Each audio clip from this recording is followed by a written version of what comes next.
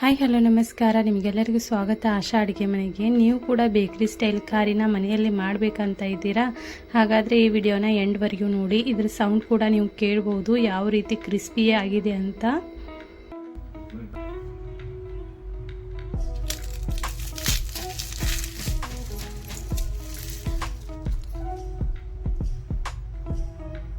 ಹಾಗಾದರೆ ಈ ಟಿಪ್ಸ್ಗಳನ್ನು ಫಾಲೋ ಮಾಡಿ ಬೇಕರಿ ಸ್ಟೈಲ್ ಖಾರಿನ ನೀವು ಕೂಡ ಮನೆಯಲ್ಲಿ ಮಾಡಬಹುದು.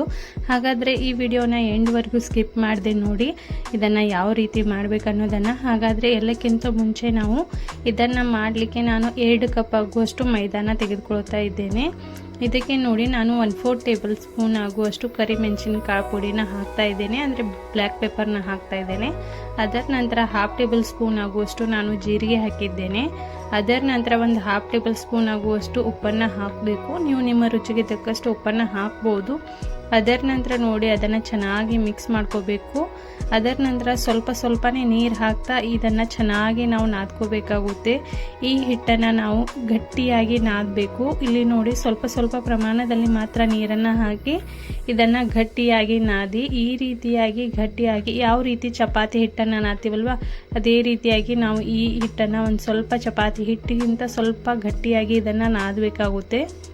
ಹಿಟ್ಟನ್ನು ಚೆನ್ನಾಗಿ ನಾದಿದ ನಂತರ ನೋಡಿ ಇದಕ್ಕೆ ನಾವು 1 ಟೇಬಲ್ ಸ್ಪೂನ್ ಆಗುವಷ್ಟು ತುಪ್ಪನ ಹಾಕಬೇಕು. 1 ಟೇಬಲ್ ಸ್ಪೂನ್ ಆಗುವಷ್ಟು ತುಪ್ಪನ ಹಾಕಿ ಇದನ್ನು ತುಂಬ ಚೆನ್ನಾಗಿ ಗಟ್ಟಿಯಾಗಿ ಇದನ್ನು ಎಷ್ಟು ಚೆನ್ನಾಗಿ ಆಗುತ್ತಲ್ವ ಅಷ್ಟು ಚೆನ್ನಾಗಿ ಇದನ್ನು ನಾದಬೇಕಾಗುತ್ತೆ. 1 ರಿಂದ 2 ನಿಮಿಷವರೆಗೂ ಇದನ್ನು ಈ ರೀತಿಯಾಗಿ ನೀವು ಚೆನ್ನಾಗಿ ನಾದಿ ಈ ಹಿಟ್ಟನ್ನು ಸಾಫ್ಟ್ ಮಾಡ್ಕೋಬೇಕಾಗುತ್ತೆ. ಈ ಹಿಟ್ಟು ಚೆನ್ನಾಗಿ ಸಾಫ್ಟ್ ಆದ ನಂತರ ನೋಡಿ ಇದರ ಉಳ್ಳಿಗಳನ್ನು ಮಾಡ್ಕೋಬೇಕು. ಇದನ್ನು ನೋಡಿ ನಾನು 2 ಕಪ್ ಆಗುವಷ್ಟು ಹಿಟ್ಟನ್ನು ತೆಗೆದುಕೊಂಡಿದ್ದೆ. ಅದರಲ್ಲಿ ನಾನು 4 ಉಳ್ಳಿಗಳನ್ನು ಮಾಡ್ತಾ ಇದ್ದೇನೆ. ಇದರ ನಂತರ ನೋಡಿ ನಾನು ಒಂದು ಬೌಲ್ಗೆ 2 ಟೇಬಲ್ ಸ್ಪೂನ್ ಆಗುವಷ್ಟು ನಾನು ಕಾರ್ನ್ಫ್ಲವರ್ನ ತೆಗೆದುಕೊಂಡಿದ್ದೆ. ಇದಕ್ಕೆ ಸ್ವಲ್ಪ ಪ್ರಮಾಣದಲ್ಲಿ ನಾನು ತುಪ್ಪ ಹಾಕ್ತಾ ಈ ಹಿಟ್ಟನ್ನು ನಾವು ಈ ರೀತಿಯಾಗಿ ಗಟ್ಟಿಯಾಗಿ ರೆಡಿ ಮಾಡ್ಕೋಬೇಕು. ತುಪ್ಪ ಹಾಕಿ ಇದನ್ನು ರೆಡಿ ಮಾಡ್ಕೋಬೇಕಾಗುತ್ತೆ. ಇದು ಹಚ್ಚೋದ್ರಿಂದ ಲೇಯರ್ಸ್ಗಳು ತುಂಬ ಕ್ರಿಸ್ಪಿಯಾಗಿ ಲೇಯರ್ಸ್ಗಳು ಚೆನ್ನಾಗಿ ಬರುತ್ತೆ. ಅದ್ರಗೋಸ್ಕರ ಈ ಬ್ಯಾಟರ್ನ ರೆಡಿ ಮಾಡ್ಕೋದು ತುಂಬಾ ಇಂಪಾರ್ಟೆಂಟ್ ಇರುತ್ತೆ. ಇಲ್ಲಿ ನೋಡಿ ಇದನ್ನು ರೆಡಿ ಮಾಡ್ಕೊಂಡ ನಂತರ ನಾನು ಇಲ್ಲಿ 4 ಉಳ್ಳೆಗಳನ್ನು ರೆಡಿ ಮಾಡಿದ್ದೇನೆ. ಈ ಯಾವ ರೀತಿ ನಾವು ಚಪಾತಿ ಉಳ್ಳೆಗಳನ್ನು ರೆಡಿ ಮಾಡ್ತೀವಲ್ವ ಅದೇ ರೀತಿಯಾಗಿ ನಾವು 4 ಉಳ್ಳೆಗಳನ್ನು ರೆಡಿ ಮಾಡ್ಕೋಬೇಕು. ಈ ರೀತಿಯಾಗಿ ಉಳ್ಳೆಗಳನ್ನು ರೆಡಿ ಮಾಡಿದ ನಂತರ ನೋಡಿ ಯಾವ ರೀತಿ ನಾವು ಚಪಾತಿನ ಲಟ್ಟಿಸ್ತೀವಲ್ವ ಅದೇ ರೀತಿಯಾಗಿ ನಾವು ಇದನ್ನು ಲಟ್ಟಿಸಬೇಕಾಗುತ್ತೆ. ಇದನ್ನು ಸ್ವಲ್ಪ ತಿಳುವಾಗಿ ನಾನು ಲಟ್ಟಿಸ್ತಾ ಇದ್ದೇನೆ. ಇದನ್ನು ಚಪಾತಿ ರೀತಿಯಲ್ಲಿ ಈ ರೀತಿಯಾಗಿ ಲಟ್ಟಿಸಬೇಕು. ಈ ರೀತಿಯಾಗಿ ಎಲ್ಲ ನಾನು ಉಳ್ಳೆಗಳನ್ನು ಲಟ್ಟಿಸಿ ರೆಡಿ ಮಾಡಿ ಇಟ್ಟಿದ್ದೇನೆ. ಇವಾಗ ನೋಡ್ಬೋದು. ಇವಾಗ ಒಂದೊಂದು ಲೇಯರ್ನ ಅಂದರೆ ಒಂದೊಂದು ಚಪಾತಿಗಳನ್ನು ಈ ರೀತಿಯಾಗಿ ಇಟ್ಕೊಂಡು ನಾವು ಕಾರ್ನ್ಫ್ಲವರ್ ಮತ್ತು ತುಪ್ಪದ ರೆಡಿ ಮಾಡಿಟ್ಟಿರುವಂಥ ಬ್ಯಾಟರ್ನ ಇದಕ್ಕೆ ಚೆನ್ನಾಗಿ ಅಪ್ಲೈ ಮಾಡಬೇಕು. ಇದನ್ನು ಪ್ರತಿಯೊಂದು ಕಡೆ ಯಾವುದೇ ಕಡೆ ಸ್ಪೇಸ್ ಬಿಡದೆ ಇದನ್ನು ಹಚ್ಚಬೇಕಾಗುತ್ತೆ. ಅದನ್ನು ಹಚ್ಚಿದ ನಂತರ ಇದರ ಮೇಲೆ ಒಂದು ಸ್ವಲ್ಪ ಮೈದಾ ಹಿಟ್ಟನ್ನು ಡಸ್ಟ್ ಮಾಡಬೇಕು. ಇದೇ ರೀತಿ ಸೆಕೆಂಡ್ ಲೇಯರ್ನ ಇಟ್ಕೋಬೇಕು. ಅದರ ಮೇಲೂ ಕೂಡ ಆ ಬ್ಯಾಟರ್ನ ಹಚ್ಚಿ ಅದರ ಮೇಲೆ ಸ್ವಲ್ಪ ನಾವು ಮೈದಾ ಹಿಟ್ಟನ್ನು ಡಸ್ಟ್ ಮಾಡಬೇಕು. ಇದೇ ರೀತಿಯ ಪ್ರತಿಯೊಂದು ಲೇಯರ್ಸ್ಗಳನ್ನು ನಾವು ಈ ರೀತಿಯಾಗಿ ಹಾಕ್ತಾ ಅದರ ಮೇಲೆ ಆ ಬ್ಯಾಟರ್ನ ಹಚ್ಚಿ ಅದರ ಮೇಲೆ ಮೈದಾ ಹಿಟ್ಟನ್ನು ಹಾಕಬೇಕು. ಅದರ ನಂತರ ನೋಡಿ ನಾನು ಇದನ್ನು ಈ ರೀತಿಯಾಗಿ ಫೋಲ್ಡ್ ಮಾಡ್ತಾ ಇದ್ದೇನೆ. ಇದನ್ನು ನೋಡಿ ನಾವು ಈ ರೀತಿಯಾಗಿ ಫೋಲ್ಡ್ ಮಾಡುವಾಗ ಕೂಡ ಅದನ್ನು ಹಚ್ಚಿ ಅದರ ಮೇಲೆ ಸ್ವಲ್ಪ ಮೈದಾ ಹಿಟ್ಟನ್ನು ಡಸ್ಟ್ ಮಾಡಿ ಇದನ್ನು ಫೋಲ್ಡ್ ಮಾಡುವುದರಿಂದ ತುಂಬ ಚೆನ್ನಾಗಿ ಲೇಯರ್ಸ್ಗಳು ಬರುತ್ತೆ.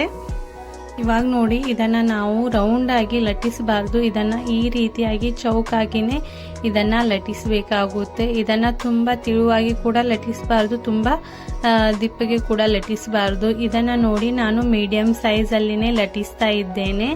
ಇದನ್ನು ಲಟ್ಟಿಸಿದ ನಂತರ ನೋಡಿ ಸೈಡ್ನಿಂದ ಸ್ವಲ್ಪ ಕಟ್ ಮಾಡಿ ತೆಗಿಬೇಕು. ಸೈಡ್ನಿಂದ ಕಟ್ ಮಾಡಿ ತೆಗೆದ ನಂತರ ನೋಡಿ ಇದನ್ನು ಈ ರೀತಿಯಾಗಿ ನಾನು ಕಟ್ ಮಾಡ್ತಾ ಇದ್ದೇನೆ. ನಾವು ಖಾರಿ ಮಾಡಲಿಕ್ಕೆ ಯಾವ ರೀತಿ ಕಟ್ ಮಾಡಬೇಕಂದ್ರೆ ಈ ರೀತಿಯಾಗಿ ಸ್ವಲ್ಪ ಉದ್ದಕ್ಕೆ ಅಂದರೆ ಆಯತಾಕಾರದಲ್ಲಿ ಇದನ್ನು ಕಟ್ ಮಾಡಿ ಈ ರೀತಿಯಾಗಿ ಫೋಲ್ಡ್ ಮಾಡ್ಕೋಬೇಕಾಗುತ್ತೆ. ಇದನ್ನು ನೋಡಿ ನಾನು ತುಂಬ ತಿಳು ಕೂಡ ಮಾಡಿಲ್ಲ, ಅದೇ ರೀತಿ ತುಂಬ ದಿಪ್ಪ ಕೂಡ ಮಾಡಿಲ್ಲ. ಈ ರೀತಿಯಾಗಿ ಎಲ್ಲ ಖಾರಿಗಳನ್ನು ರೆಡಿ ಮಾಡಿಕೊಂಡು ಇದನ್ನು ನಾನು ಒಂದು ಸೈಡಲ್ಲಿ ಗ್ಯಾಸ್ ಮೇಲೆ ಆಯಿಲ್ನ ಚೆನ್ನಾಗಿ ಬಿಸಿ ಆಗಲಿಕ್ಕೆ ಇಟ್ಟಿದ್ದೆ. ಗ್ಯಾಸ್ ಮೇಲೆ ಆಯಿಲ್ ಚೆನ್ನಾಗಿ ಆಯಿಲ್ ಬಿಸಿ ಆದ ನಂತರ ನೋಡಿ ಈ ರೀತಿಯಾಗಿ ಖಾರಿಗಳನ್ನು ನಾವು ಒಂದೊಂದಾಗಿ ಬಿಡಬೇಕಾಗುತ್ತೆ. ಈ ರೀತಿಯಾಗಿ ಬಿಡುವಾಗ ನೀವು ಇದಕ್ಕಿಂತ ಮುಂಚೆ ಗ್ಯಾಸ್ನ ನೀವು ಲೋ ಫ್ಲೇಮಲ್ಲಿ ಇಟ್ಟು ಇದನ್ನು ಫ್ರೈ ಮಾಡಬೇಕಾಗುತ್ತೆ. ನೀವು ಲೋ ಫ್ಲೇಮಲ್ಲಿಟ್ಟು ಇದನ್ನು ಎಷ್ಟು ಚೆನ್ನಾಗಿ ಫ್ರೈ ಮಾಡ್ತೀರಲ್ವ ಅಷ್ಟು ಚೆನ್ನಾಗಿ ಇದು ಒಳಗಿಂದ ಕೂಡ ಫ್ರೈ ಆಗುತ್ತೆ, ಅಷ್ಟೇ ಕ್ರಿಸ್ಪಿ ಕೂಡ ಆಗುತ್ತೆ. ಅದಕ್ಕೋಸ್ಕರ ನೋಡಿ ಸ್ವಲ್ಪ ಸಮಯ ತೆಗೆದುಕೊಳ್ಳುತ್ತೆ, ಆದರೆ ಇದು ಚೆನ್ನಾಗಿ ಲೇಯರ್ಸ್ಗಳು ರೆಡಿ ಆಗುತ್ತೆ. ಅದಕ್ಕೋಸ್ಕರ ನೋಡಿ ಇದನ್ನು ನೀವು ಲೋ ಫ್ಲೇಮಲ್ಲಿಟ್ಟು ಇದನ್ನು ಫ್ರೈ ಮಾಡಿ. ಈ ರೀತಿಯಾಗಿ ನೋಡಿ ನಾನು ಎಲ್ಲ ಖಾರಿಗಳನ್ನು ಈ ರೀತಿಯಾಗಿ ಫ್ರೈ ಮಾಡಿ ರೆಡಿ ಮಾಡಿದ್ದೇನೆ. ಇದೇ ರೀತಿ ಉಳಿದಿರುವಂಥ ಖಾರಿಗಳನ್ನು ಕೂಡ ನಾವು ಇಲ್ಲಿ ಫ್ರೈ ಮಾಡ್ಕೊಳ್ಳೋಣ. ಇಲ್ಲಿ ನೋಡಿ ನಾನು ಉಳಿದಿರುವಂಥ ಖಾರಿಗಳನ್ನು ಕೂಡ ಆಯಿಲಲ್ಲಿ ಫ್ರೈ ಮಾಡ್ತಾ ಇದ್ದೇನೆ. ಇದನ್ನು ಫ್ರೈ ಮಾಡಲಿಕ್ಕೆ ಕೂಡ ತುಂಬ ಆಯಿಲ್ ಕೂಡ ಹೀರೋದಿಲ್ಲ. ತುಂಬ ಕಡಿಮೆ ಸಮಯದಲ್ಲಿ ಈ ರೀತಿಯಾಗಿ ನೀವು ಖಾರಿಗಳನ್ನು ಮನೆಯಲ್ಲೇ ಮಾಡಬಹುದು. ತುಂಬ ಕ್ರಿಸ್ಪಿಯಾಗಿ ತುಂಬ ಕ್ರಂಚಿಯಾಗಿ ಮನೆಯಲ್ಲೇ ಬೇಕರಿ ಸ್ಟೈಲ್ ಖಾರಿಗಳನ್ನು ನೀವು ಮಾಡ್ಬೋದು. ಹಾಗಾದರೆ ಇದನ್ನು ವಿಡಿಯೋ ಇಷ್ಟವಾದರೆ ಲೈಕ್ ಮಾಡಿ, ಶೇರ್ ಮಾಡಿ, ಸಬ್ಸ್ಕ್ರೈಬ್ ಮಾಡೋದನ್ನು ಮರಿಬೇಡಿ. ಇಲ್ಲಿ ನೀವು ಮತ್ತೊಮ್ಮೆ ನೀವು ನೋಡಬಹುದು ಖಾರಿ ಸೌಂಡ್ ಎಷ್ಟು ಚೆನ್ನಾಗಿ ಬರ್ತಾ ಇದೆ ಅಂತ.